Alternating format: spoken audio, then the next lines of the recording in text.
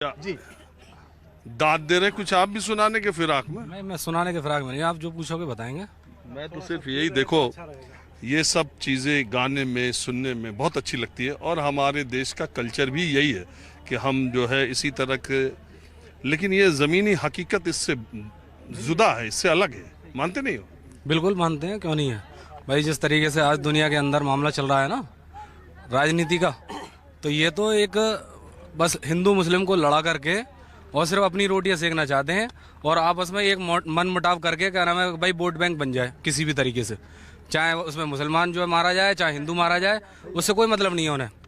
भाई हमेशा बीजेपी यही काम करते हुए आई है और यही काम करेगी वो। तो हमें तो अपने आप को देखना है और अब यानी आपस में सब में एक दूसरे में मोहब्बत और भाईचारा रखना है। अच्छा एक बात बताओ, आपकी क्या उम्र है? मेरी उम्र 30 साल की। इस यूपी में ही रहते अलीगढ़ के? इस 30 सालों में यूपी में लॉ एंड ऑर्डर सबसे अच्छा किसकी सरकार का? लॉ एंड ऑर्डर तो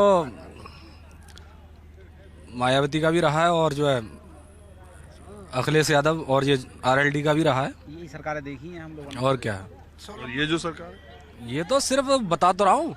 यानी अगर खुद के बीजेपी के आदमी ने अगर किसी ने अगर गलती कर दी, अरे तो ये वो मतलब ये क्या नाम है, ये अंधा था, ये जो गूंगा था, ये बोल नहीं सकता था, इसके अंदर दिमाग नहीं था, इस तरीके से जो क्या नाम उनको बचा लिया जाता है। अगर किसी एक मुसलमान ने या किसी मतलब जो मजलूम है या परेशान है, अच्छा मान लो अपराधी माफिया मुसलमान है तो उसको इसलिए छोड़ देना चाहिए कि मुसलमान है? नहीं या अपराधी के खिलाफ होना चाहिए कार्य? अपराधी के खिलाफ कई जो क्या नाम है देखा है आपने, जो क्या नाम जो यानी कि बड़े बड़े दिग्गज नेता जो क्या नाम है बीजेपी के अंदर बैठे हुए हैं, क्या उन्होंने आपने कभी देखा है कि उनको उनके साथ कार्रवाई हो रही है? कुछ नहीं होती। बताइए। अब एक चीज बताइए, अब अलीगढ़ का ही मामला ले लीजिएगा, अलीगढ़ के अंदर क्या क्या मामला चल रहा है, क्या नाम है किस तरीके से। और अच्छा एक बात बताओ, इस देश में और चाहे प्रदेश में आप देखते हो चुनाव में जिसको जीत मिलती है, आपके अलीगढ़ के सारे विधायक जी बीजेपी के, आपके मेयर बीजेपी के, आपके सांसद बीजेपी के, पूरा अलीगढ़ ने तो कोई चीज छोड़ी नहीं, सब का सब बीजेपी को दे दिया, तो फिर कैसे माने आपकी बात? भाई ऐसा है, कैसे माने हमारी बात? मतलब ये है कि अब पूरा मामला बीजेपी का है, ठीक है, आपने बात सही कही। अब एक चीज बताइए, पूरा मामला जब बीजेपी का है तो जगह जगह पे मामला क्यों हो रहा है? अलीगढ़ के अंदर जो का नाम है बार बार अलीगढ़ मुस्लिम यूनिवर्सिटी को टारगेट क्यों बनाया जा रहा है किसी भी बात को लेकर के? भाई अगर तुम्हारा मामला अगर बीजेपी का है तो समाधान क्यों नहीं हो रहा किसी चीज का? किसी के उड़ा है। अलीगढ़ मुस्लिम यूनिवर्सिटी A+ कैटेगरी की यूनिवर्सिटी, टॉप 5 यूनिवर्सिटीज में आती है देश के। 5 मतलब वो तो है, टॉप में आती है, मगर इसको बार बार टारगेट क्यों करने लगे? उसके उसमें कोई काम धंधा नहीं है क्या?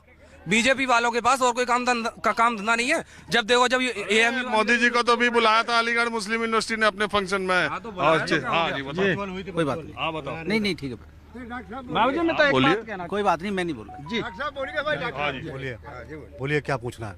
मैं तो यहाँ भाईचारा सम्मेलन हो रहा है, मैं ये कह रहा हूँ ये भाईचारा सम्मेलन कहने में अच्छा है, जमीन पे उतर पाएगा चुनाव में 2024 के, कि बस फिर चुनाव आया फिर अपनी डफली अपना लाग? देखिए ये भाईचारा सम्मेलन जो आपको यहाँ दिखाई दे रहा है, इतनी बड़ी भीड़, इसका मतलब आपको साफ जाहिर हो गया होगा कि भाईचारा जमीन पे उतर चुका है। और ये अब से नहीं उतरा है, जब माननीय टिकैत जी के साथ जो बदतमीजी की थी माननीय विधायकों ने और अजीत सिंह जी जब वहाँ पहुँचे थे, भाईचारा तो उसी वक्त से कायम हो गया और वो भाईचारा अब जमीन पे उतर के आ गया। और यही भाईचारा आने वाले टाइम में पूरे पश्चिमी उत्तर प्रदेश से सभी समुदाय के लोग मिलकर के भारतीय जनता पार्टी को भगाने का काम करेंगे।